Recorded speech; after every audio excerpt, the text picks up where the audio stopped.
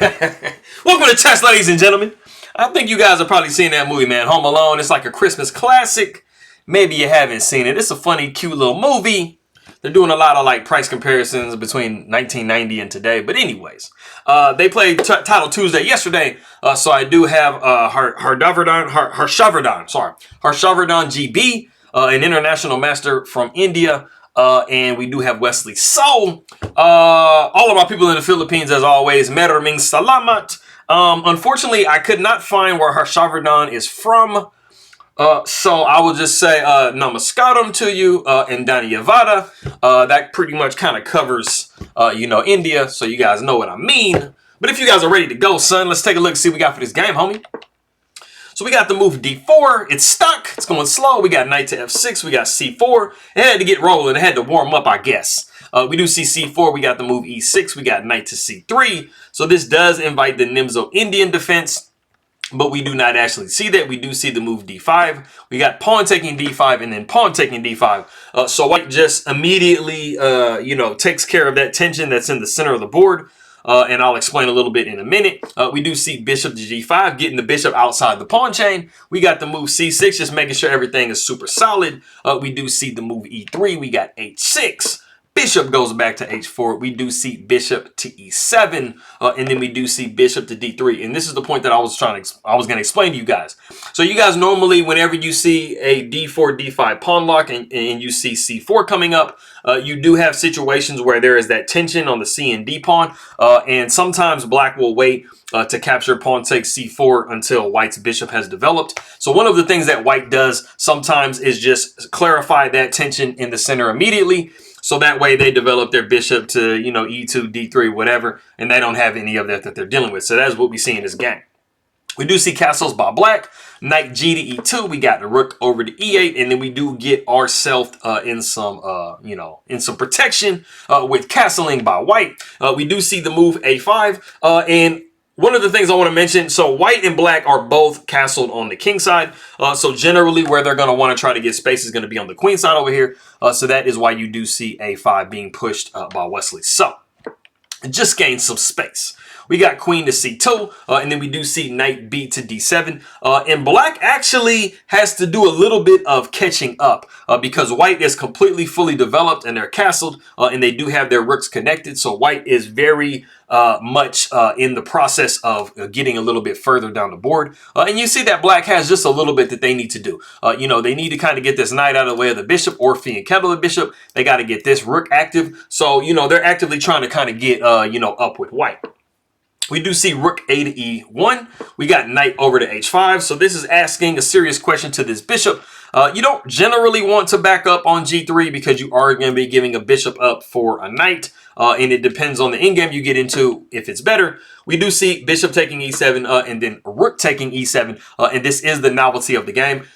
We have seen games before where queen took e7. It just is a somewhat more natural move. It's more common to just leave the rook on this back rank and move the queen just an inch forward. Helps develop it. But we do see knight to g3. We got knight taking g3, pawn taking g3, and then we do see knight to f6. And you see black is slowly starting to catch up to where white is. So white definitely has to take advantage of the fact that they are ahead a little bit in development. We do see f3, and, it might not be obvious why this move is played. This knight, in some situations going forward, does want to maybe better itself. Sometimes you'll see a knight plop down on e4, and then maybe f5 just really blocks it down into that square. So f3 is just cutting off a lot of what the knight will be trying to do to improve themselves, get in white's position. So white's like, stay out of my kitchen, homie. We do see the move h5. One of the other things that white would probably try to do, the move f3 did somewhat weaken this g3 pawn. So, getting something like maybe g4, it will kind of give them more of a solid pawn chain. So now if you try to push g4, it's going to be a no-go because you're going to be damaging your whole entire structure in front of your king, and you do not want to do that. So that is a really nice positional move that we have on the board.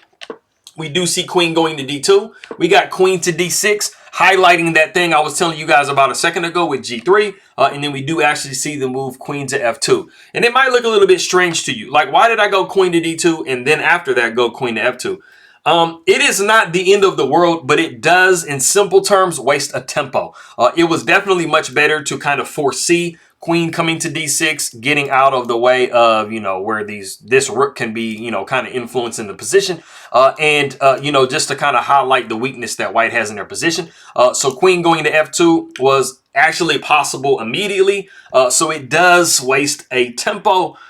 So you want to be careful about making double moves like that, because if you do it too many times, I mean, your position can start to become very hard to hold.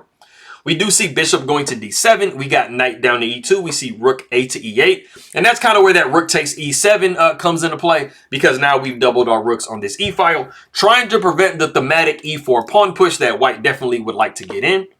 We got knight to f4. We do see the move a4.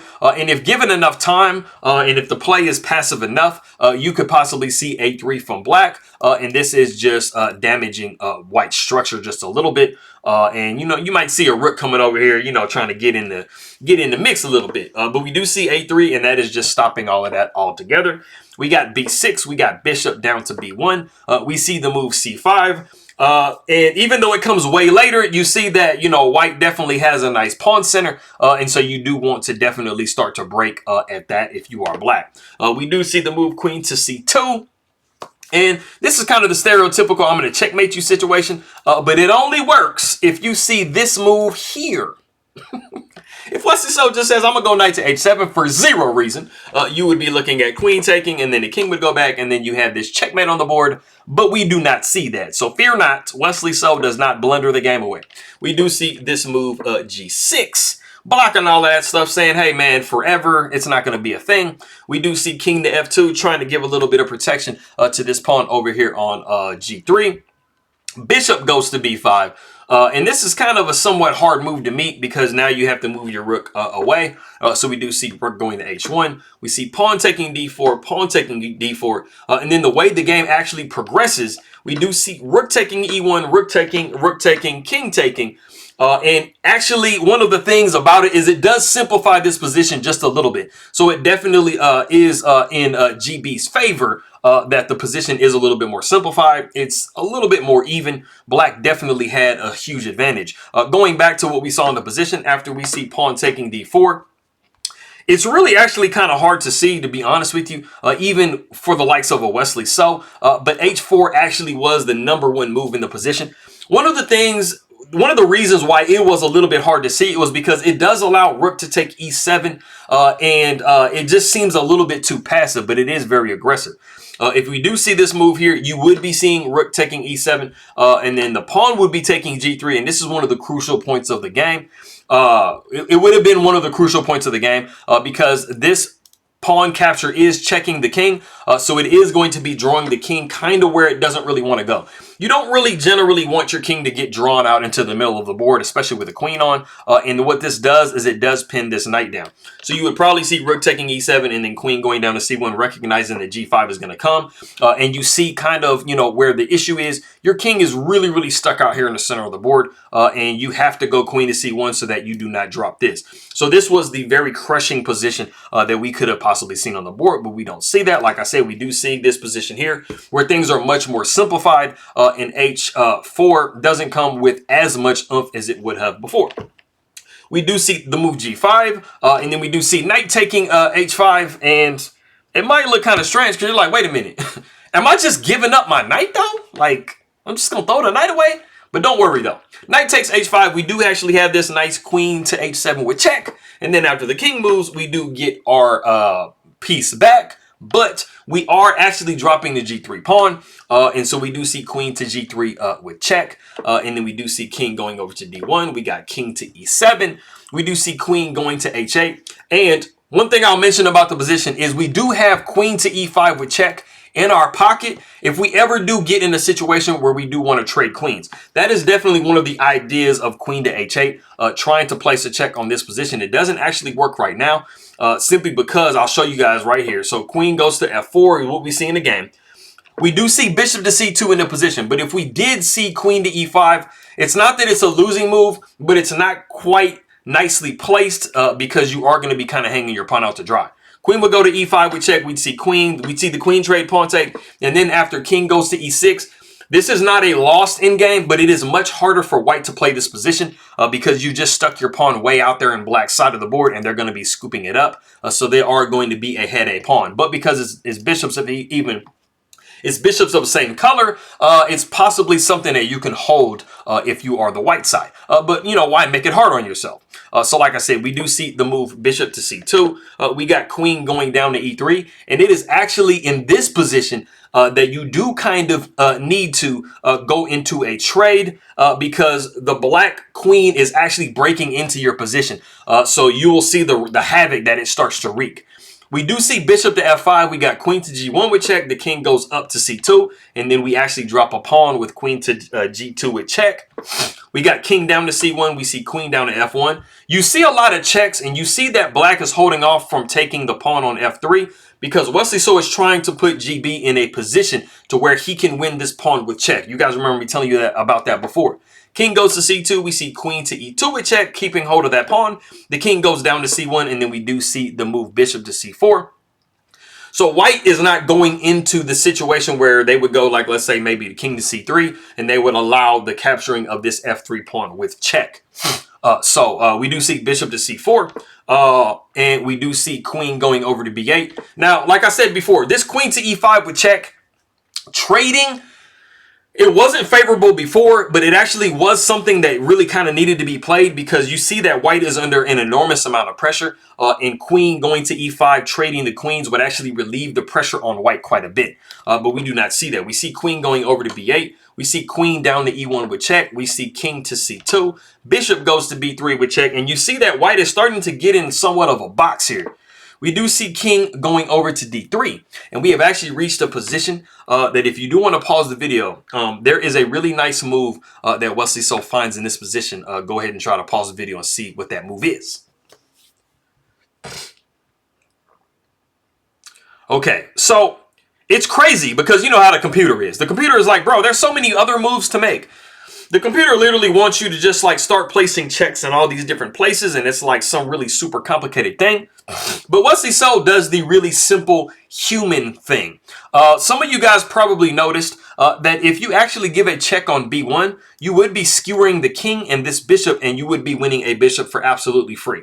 Of course, like I said, the computer's like, that's the fourth best move. But from a human perspective, you literally are looking here and calculating like, hey, man, I can literally just win a bishop for free.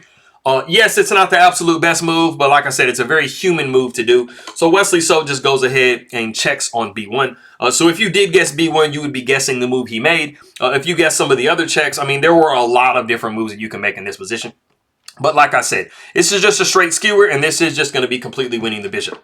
So we do see the king sidestepping. There's nothing you can do. Queen does take f5, and you are just a bishop to the good in this position. We do see queen going to c7 with check. The king goes to f8, and then we do see queen taking b6. You are down a massive amount of material if you are white. So, I mean, you know, get you a pawn back, man. Like, I mean, it's better than nothing. So we do see king going down to g7. This just keeps the king very safe because we don't want to put it into any situations where you're dropping any more material because you are very much ahead in material if you are black. We do see king going to b4. We see queen taking f3. We got queen going over to d6. We got the move g4. We see queen to e5 check now. It's a little bit of a day late and a dollar short, though, because this queen to e5 really doesn't have that massive of an effect in this position here. We do see queen going to f6, offering a trade, but under zero circumstances does white need to ever trade, because obviously, as you guys can see, if you trade queens here, you are just left with 0 pieces. And what are you doing about this pawn, homie? Exactly. So we do see GB go ahead and go back to g3. We see queen going to b6 with check. The king goes down to c3. We got queen to c6 with check. The king goes down to d2. And then the monstrous queen to c2. You getting hunted down, homie. So we do see king up to e3. We got queen to e4 with check. And you see that Wesley So is just managing to kind of weasel into the situation and grab just a little bit more material away from Harshavardhan. We do see king going to f2. We got queen taking d4 with check. We got king over to g2. Queen does now take b2 with check. And you see that white's pieces are really just kind of falling all off the board at this point. We got king going down to h1. Instead of grabbing more material, which is possible, Wesley So just decides, hey man, I've done what I need to do. Let me go ahead and just go queen to e2, and let me make sure that I'm holding my pawn right here. You know, even though you have so much more material, I mean, you definitely don't want to just start dropping material, because then drawing chances kind of start going up, and Wesley So definitely doesn't want to draw.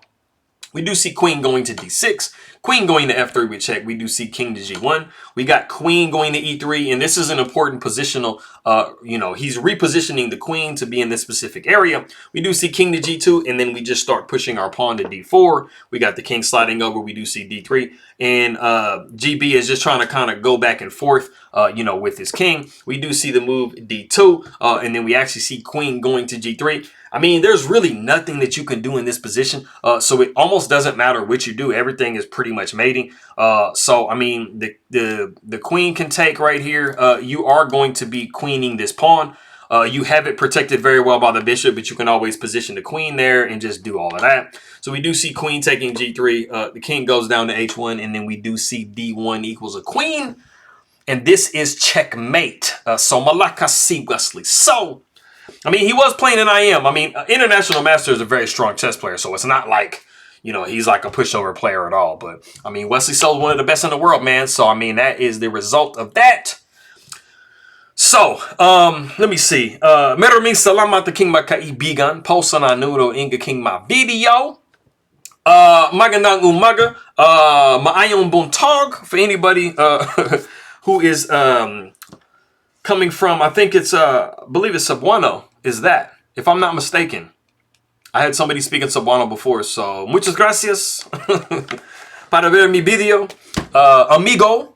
But I appreciate everybody very much. Like I said, namaskaram, namaste to you. Dhanyavad, dhanyavada if you're coming from India. And I'm going to see you guys next time.